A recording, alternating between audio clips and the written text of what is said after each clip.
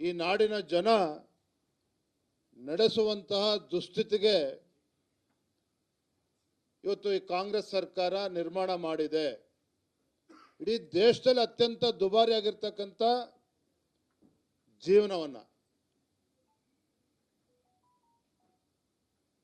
ಬಹುಶಃ ನಾವು ಸೇವಿಸ್ತಕ್ಕಂತ ಗಾಳಿಯನ್ನ ಒಂದು ಬಿಟ್ರೆ ಇನ್ನೆಲ್ಲದರ ಒಂದು ಬೆಲೆ ಏರಿಕೆಯನ್ನ ನಿರಂತರವಾಗಿ ಈ ರಾಜ್ಯ ಸರ್ಕಾರ ಕಾಂಗ್ರೆಸ್ ಸರ್ಕಾರ ಮಾಡ್ಕೊಂಡು ಬರ್ತಾ ಇದೆ. ಸಾಮಾನ್ಯ ಜನರ, ಬಡವರ, ರೈತರ ಒಂದು ಸಂಕಷ್ಟವನ್ನ ಅರ್ಥ ಮಾಡ್ಕೊಳ್ತಾ ಇರತಕ್ಕಂತ ಈ ಕಾಂಗ್ರೆಸ್ ಸರ್ಕಾರ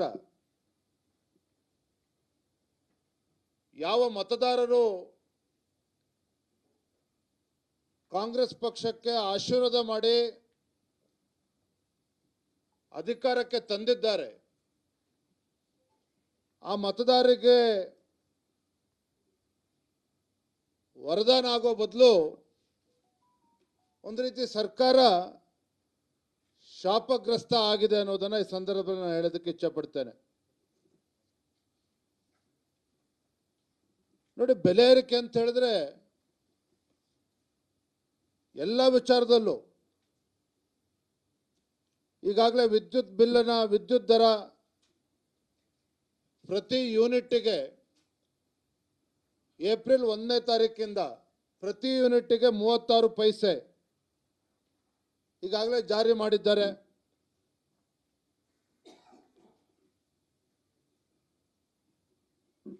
ಹಾಲಿನ ದರ 3 ಬಾರಿ ಏರಿಕೆನ ಮಾಡಿದ್ದಾರೆ. ಆಗಸ್ಟ್ 1, 2023ರಲ್ಲಿ 3 ರೂಪಾಯಿ ಜಾಸ್ತಿ ಮಾಡಿದರೆ,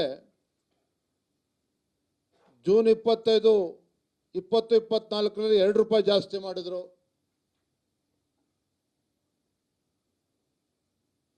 ಈಗ ಮತ್ತೆ 4 ರೂಪಾಯಿ ಜಾಸ್ತಿ ಮಾಡಿದ್ದಾರೆ.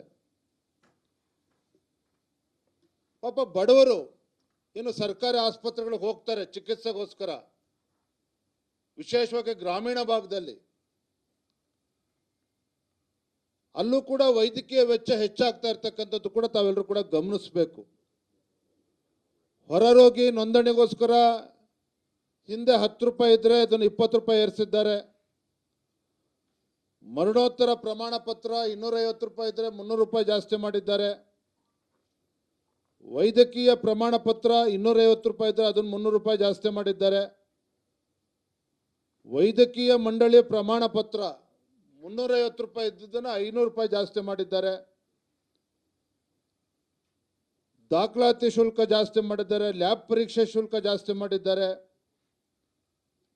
ಅಂದ್ರೆ ಜನಸಾಮಾನ್ಯರು, ಬಡವರು, ವಿಶೇಷವಾಗಿ ಗ್ರಾಮೀಣ ಭಾಗದಲ್ಲಿ ಇವತ್ತೇನೋ ಸರ್ಕಾರಿ ಆಸ್ಪತ್ರೆಗಳಿಗೆ ಹೋಗ್ತಾರೆ, ಅವ್ರಿಗೂ ಕೂಡ ಬರೆ ಎಳಿತಕ್ಕಂಥ ಕೆಲಸ ಈ ರಾಜ್ಯ ಸರ್ಕಾರ, ಕಾಂಗ್ರೆಸ್ ಸರ್ಕಾರ ಮಾಡಿದೆ. ಮತ್ತೊಂದು ಕಡೆ ಮುದ್ರಾಂಕ ಶುಲ್ಕ, ದತ್ತು ಸ್ವೀಕಾರ ಪತ್ರ 500 ರೂಪಾಯಿ ಇದ್ರೆ ಈಗ 1000 ರೂಪಾಯಿ ಮಾಡಾಗಿದೆ. ಅಫಿಡವಿಟ್ಗಳು 20 ರೂಪಾಯಿ ಇದ್ರೆ ಅದನ್ನ 100 ರೂಪಾಯಿ ಜಾಸ್ತಿ 100 ರೂಪಾಯಿಗೆ ಏರಿಸಿದ್ದಾರೆ. ಕ್ಯಾನ್ಸಲೇಷನ್ ಡೀಡ್ 100 ರೂಪಾಯಿ ಇದ್ರೆ 500 ರೂಪಾಯಿಗೆ ಏರಿಸಿದ್ದಾರೆ. ಮಾರ್ಟಿಗೇಷನ್ ಏನಾರ ಮಾಡ್ತಾ ಇದ್ರೆ ಅದು 100 ರೂಪಾಯಿ ಇದ್ರೆ ಅದನ್ನು ಕೂಡ 200 ರೂಪಾಯಿಗೆ ಏರಿಸಿದ್ದಾರೆ. ಪ್ರೊಫೆಷನಲ್ ಟ್ಯಾಕ್ಸ್, ವೃತ್ತಿಪರ ತೆರಿಗೆ 1200 ರೂಪಾಯಿ ಇದ್ದದನ್ನ 2500 ರೂಪಾಯಿಗೆ ಏರಿಸಿರ್ತಕ್ಕಂಥದ್ದು. ಮುದ್ರಾಂಕ ಶುಲ್ಕವನ್ನು ಜಾಸ್ತಿ ಮಾಡಿದ್ದಾರೆ. ಬಸ್ ದರ ಜಾಸ್ತಿ ಮಾಡಿದ್ದಾರೆ. ರೈತರಿಗೆ ತೊಂದರೆ ಕೊಡಬೇಕು ಅಂತಾನೆ ಬೀಜಗಳ ಅದನ್ನು ದರ ಜಾಸ್ತಿ ಮಾಡಿದ್ದಾರೆ. ನೀರಿನ ಸುಂಕ ಜಾಸ್ತಿ ಮಾಡಿದ್ದಾರೆ. ಪೆಟ್ರೋಲ್ ಡೀಸೆಲ್ ಬಗ್ಗೆನೂ ಕೂಡ ಜಾಸ್ತಿ ಆಗಿರ್ತಕ್ಕಂಥ ನಿಮಗೆಲ್ಲ ಗೊತ್ತಿದೆ. ಒಟ್ಟಾರೆಯಾಗಿ ಈ ರಾಜ್ಯ ಸರ್ಕಾರ ನಾಗಲೇ ಹೇಳಿದಾಗೆ ಜನಸಾಮಾನ್ಯರಿಗೆ ಅಥವಾ ಮತದಾರರಿಗೆ, ಯಾವ ಮತದಾರರಿಗೆ ಆಶೀರ್ವಾದ ಮಾಡಿ ರಾಜ್ಯದಲ್ಲಿ ಆಡಳಿತ ನಡೆಸೋದಕ್ಕೆ ಅವಕಾಶ ಮಾಡಿಕೊಟ್ಟಿದ್ದಾರೆ, ಆ ಮತದಾರರಿಗೆ ಒಂದು ರೀತಿ ಶಾಪ ಕೊಡ್ತಕ್ಕಂಥ ಕೆಲಸ ರಾಜ್ಯ ಸರ್ಕಾರ ಮಾಡ್ತಿದೆ ಬೆಲೆ ಏರಿಕೆ ಮೂಲಕ. ಹಾಗಾಗಿ ಜನಸಾಮಾನ್ಯರು ಇವತ್ತು ಪರದಾಡ್ತಾ ಇದ್ದಾರೆ. ಈ ನಿಟ್ಟಿನಲ್ಲಿ ಇವತ್ತು ಭಾರತೀಯ ಜನತಾ ಪಾರ್ಟಿ ಒಂದು ವಿರೋಧ ಪಕ್ಷವಾಗಿ ಈ ರೀತಿ ಒಂದು ರಾಜ್ಯ ಸರ್ಕಾರ ನಿರ್ದಾಕ್ಷಿಣ್ಯವಾಗಿ ಬಡವರಿಗೆ ಬರೆ ಎಳಿತಕ್ಕಂಥ ಕೆಲಸ ಏನು ಮಾಡ್ತಾ ಇದ್ದಾರೆ, ಇದರ ವಿರುದ್ಧ ನಾವು ಹೋರಾಟ ಮಾಡಬೇಕು, ಪ್ರತಿಭಟನೆ ಮಾಡಬೇಕು.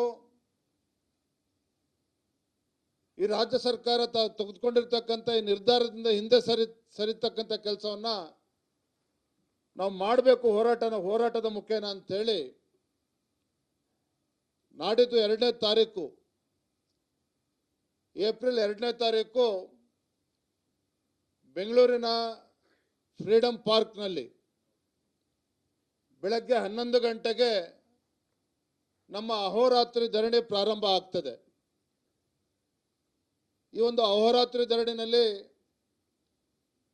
ನಮ್ಮ ಪಕ್ಷದ ಎಲ್ಲ ಶಾಸಕರು, ವಿಧಾನ ಪರಿಷತ್ ಸದಸ್ಯರು, ಮಾಜಿ ಶಾಸಕರು, ಮಾಜಿ ವಿಧಾನ ಪರಿಷತ್ ಸದಸ್ಯರು, ಕಳೆದ ವಿಧಾನಸಭಾ ಚುನಾವಣೆಯಲ್ಲಿ ಸ್ಪರ್ಧೆ ಮಾಡಿರ್ತಕ್ಕಂಥವರು, ರಾಜ್ಯದೆಲ್ಲ ನಮ್ಮ ಪದಾಧಿಕಾರಿಗಳು ಮತ್ತು ನಮ್ಮ ಜಿಲ್ಲೆಯ ಎಲ್ಲ ಅಧ್ಯಕ್ಷರು, ಕಾರ್ಯಕರ್ತರು ಕೂಡ ಭಾಗವಹಿಸ್ತಾ ಇದ್ದಾರೆ.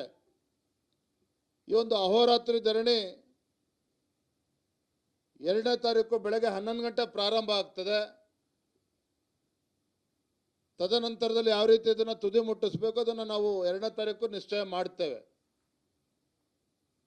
ಅದಾದ ನಂತರದಲ್ಲಿ ಏಪ್ರಿಲ್ 5ನೇ ತಾರೀಕು ರಾಜ್ಯದ ಎಲ್ಲ ಜಿಲ್ಲಾ ಕೇಂದ್ರಗಳಲ್ಲಿ ಮತ್ತು ತಾಲೂಕುಗಳಲ್ಲಿ, ಮಂಡಲದಲ್ಲಿ ಎಲ್ಲ ನಮ್ಮ ಕಾರ್ಯಕರ್ತರು ಬೀದಿಗಿಳಿದು ಪ್ರತಿಭಟನೆ ಮಾಡ್ತಾರೆ, ಹೋರಾಟ ಮಾಡ್ತಾರೆ. ಈ ರಾಜ್ಯ ಸರ್ಕಾರದ ಜನವಿರೋಧಿ ನೀತಿಯನ್ನು ಅನುಸರಿಸ್ತಾ ಇದೆ, ಇದರ ವಿರುದ್ಧ ಹೋರಾಟವನ್ನು ಭಾರತೀಯ ಜನತಾ ಪಾರ್ಟಿ ಹಮ್ಮಿಕೊಂಡಿದೆ.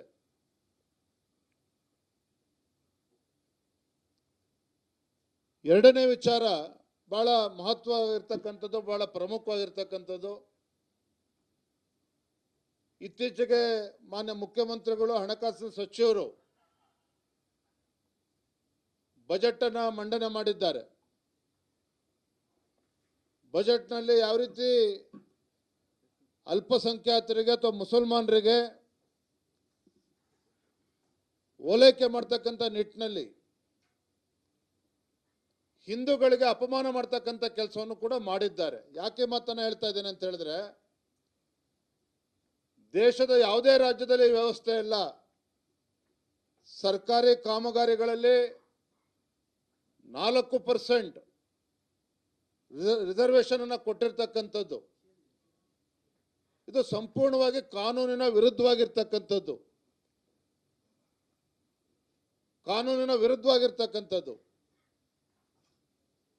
ಒಂದು ಕಡೆ ಸರ್ಕಾರಿ ಕಾಮಗಾರಿಗಳಲ್ಲಿ 4% ರಿಸರ್ವೇಶನ್ ಕೊಟ್ಟಿದ್ದಾರೆ.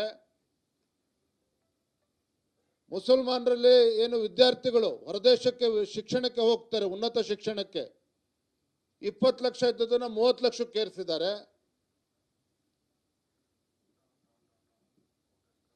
ಹಿಂದೂ ಮುಸಲ್ಮಾನ್ ಹೆಣ್ಮಕ್ಳಿಗೆ ಈಗಾಗಲೇ ಶಾದಿ ಬಗ್ಗೆ ಕೊಟ್ಟಿದ್ದಾರೆ ಹಿಂದೆ, ಅವ್ರಿಗೂ ಕೂಡ ಹಣಕಾಸಿನ ಒಂದು ಧನ ಸಹಾಯವನ್ನು ಕೊಡ್ತಾ ಇದ್ದಾರೆ.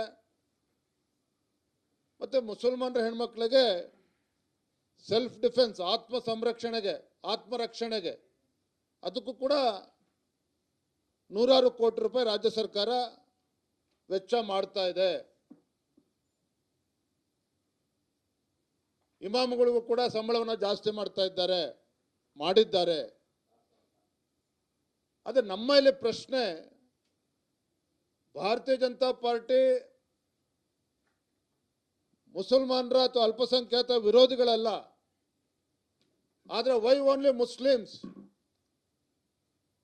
ಯಾಕೆ ಕೇವಲ ಮುಸಲ್ಮಾನರಿಗೆ ಈ ರೀತಿಯ ಅನುಕೂಲವನ್ನು ಮಾಡಿಕೊಡ್ತಾ ಇದ್ದೀರಿ?